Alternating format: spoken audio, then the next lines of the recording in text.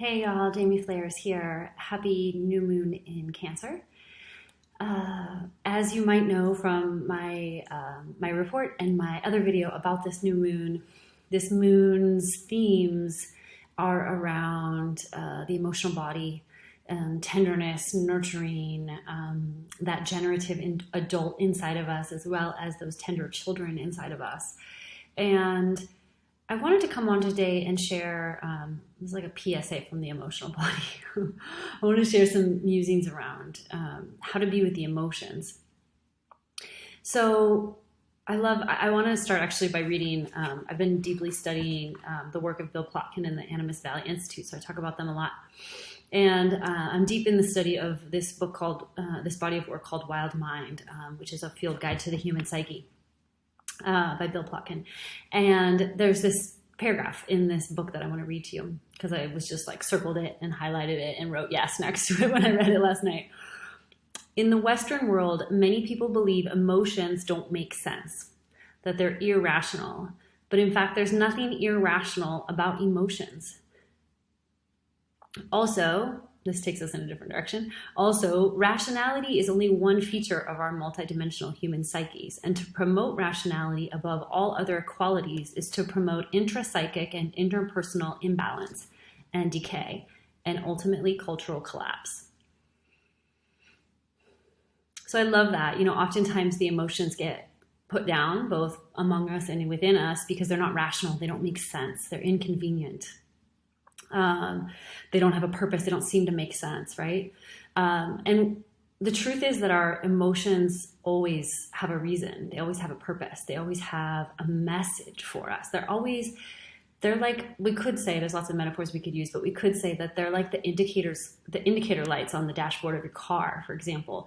They tell you that something is happening under the hood, underneath the surface, right? They alert you to a situation, something that needs tending to or attention, right?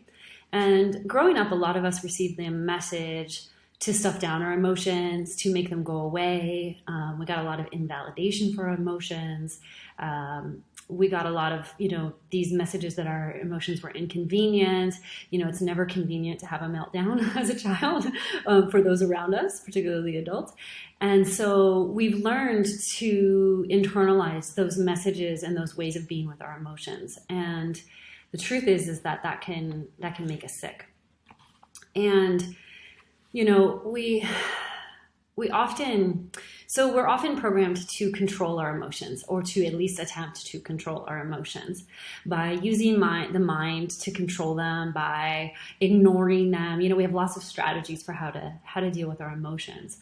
And there's really this kind of range between, I think, empathy and allowance and being with, and controlling and suppressing and managing and making different and strong-arming, all of those things. And so my emotional PSA here is with the intention of bringing us more into that empathetic space inside of ourselves. And that's what this moon is really about as well. I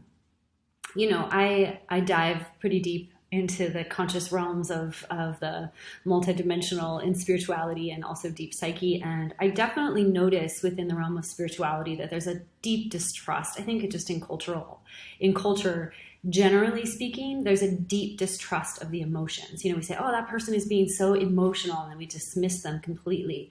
Or, spirituality, it's like, you should never be in fear. You should never, be in anger. These emotions, there's some that are good, like love and joy and gratitude, and others that are like, oh, you need to get rid of them. You just need to ignore them.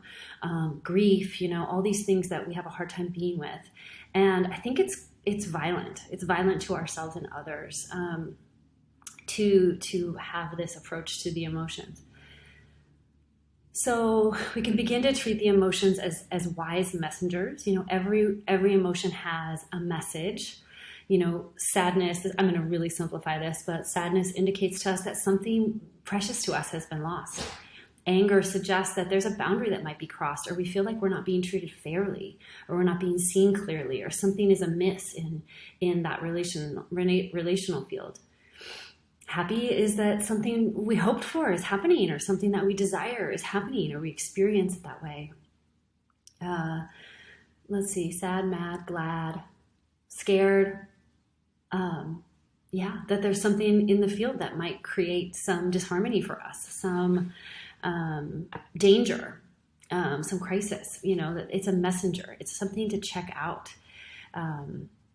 So there's more I could say. I'm not going to pretend to be exhaustive about the emotional body here on this chat.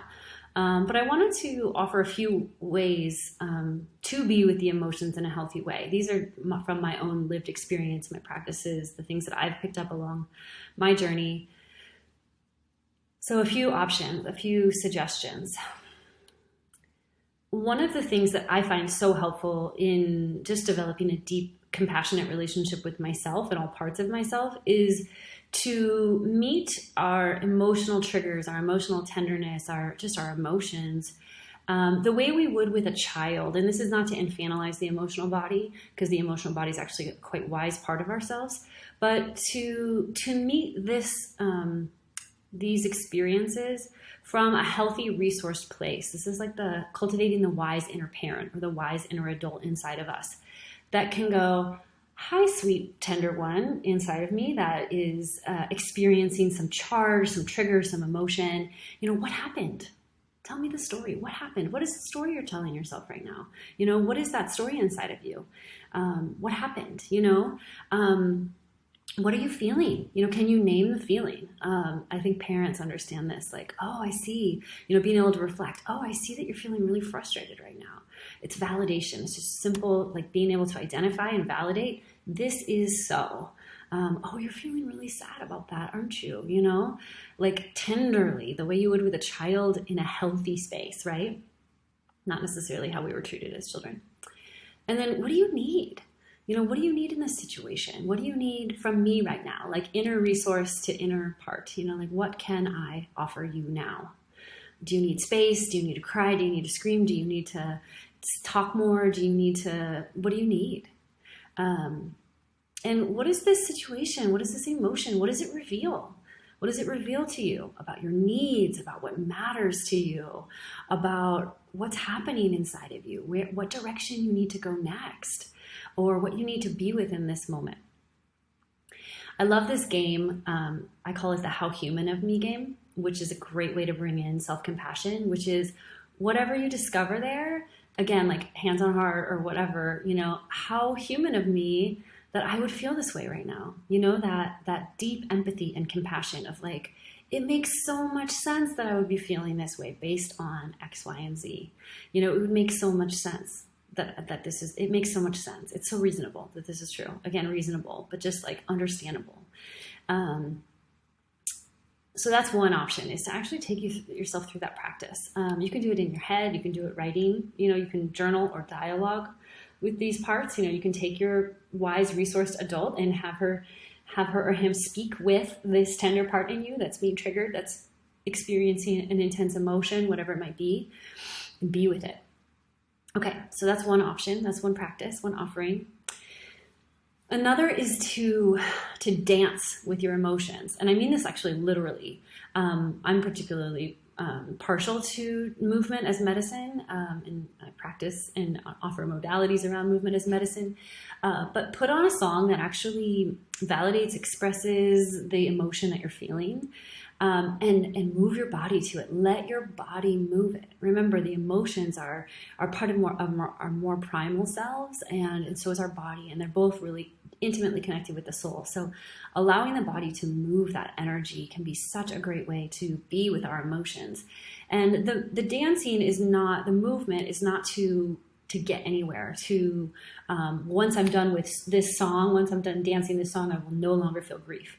It's not like that. It's more just a space to be with the emotions and to allow them to move. So even in my new moon report, I talked about emotions and water and their connection, and that water is always healthiest when it's moving, when it's in motion. And so allowing the emotions to move. There's other ways to allow the emotions to move. You can scream, you can shake, you can cry, you can laugh. I mean, there's a lot of natural way you can sound. There's a lot of natural ways that the body knows how to move emotions. We've just limited those expressions because they haven't been validated in our experience oftentimes. Another offering, well, maybe two, is sometimes we're afraid to feel our emotions because we're afraid that, to continue with this metaphor of water, we're afraid that it will flood us, right? We're afraid that if we allow that emotion to move, if we allow that water to move, if we take out the dam that maybe we've created, that we'll be flooded, right? That like all the land will be soaked and there will be nothing we can do but feel that intense emotion, and we'll be flooded by the emotion. So in those cases, it can be helpful to create banks inside of ourselves. So what this can look like, practically speaking, is creating boundaries, creating containers for our emotions. So especially if you're working through an emotion that is not, it's not a passing storm, it's like a whole season where you're in deep grief for a very profound loss, or you're feeling angry at about something that you can't change, something that is asking you to be with it for a while. You can create containers for yourself to fully feel that emotion, and then, go about your day. So it's not to fragment our experience, but to be like, look, I see that you're in deep grief, Let's give yourself this container, 10 minutes a day, 15 minutes a day, where you just write, you really go into that emotion all the way and you write through it, or you dance through it, or you wail, to a friend about how, whatever it is that you're feeling, and you just really give yourself space to feel it fully, and then close that session, bow to that part of you, I will be back tomorrow.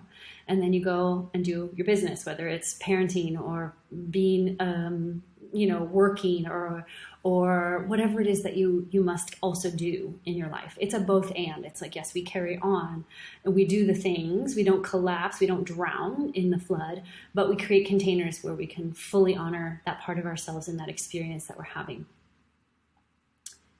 And then lastly, interrelationally, when we get triggered, and also just inside of us, all of this can be interrelational or intrapersonal. There's this practice called revealing, which I really love, which is when we find ourselves triggered, oftentimes we can also go, especially in interrelational space, well, you did this and this happened and this is my story. And we go into kind of blame and kind of assessment. We go into judgment. We go into that rational mind. But there's other ways that we can meet that. So one of the things, so this practice of revealing, the first thing we do is we go inside and we go, gosh, I'm feeling this intense experience, this intense emotion. Where is it living in my body? And as you tune into it, it's like, ooh, I feel my throat closing, or I feel my heart feels heavy, or I get this like kind of nauseous feeling in my belly, or I don't feel like I can connect to my feet. Like we have these visceral experiences. Our body is giving us these emotional indicators, these indicators of what's happening. And then we can start to name that feeling, am I sad? Am I mad? Am I glad? Am I disgusted? Am I scared? What core emotion am I working with here? Oh yeah, it's this. And you can even rank it. It's like, oh, I'm a little bit mad and I'm a little bit mad. I'm a little sad. Like I'm sad and mad, just getting curious, being able to kind of name what's the general flavor, what's the overall quality of this feeling. And then just keep being with yourself in that. And then notice what comes up for you. Like, oh, I noticed that, when this experience happens, gosh, it reminds me of when I was little. And when this used to happen or something like that. And again, it's not like you're making me feel, or whatever, if we're in interpersonal space, but just like, oh, it's about being with ourselves. Like, oh, I see that this is really lighting up that part of me that doesn't feel safe with other people. The part of me who used to show herself to others and feel rejected, like just getting curious about that. And then from there, depending on what kind of situation we're in, it's like, okay, well, what do we need?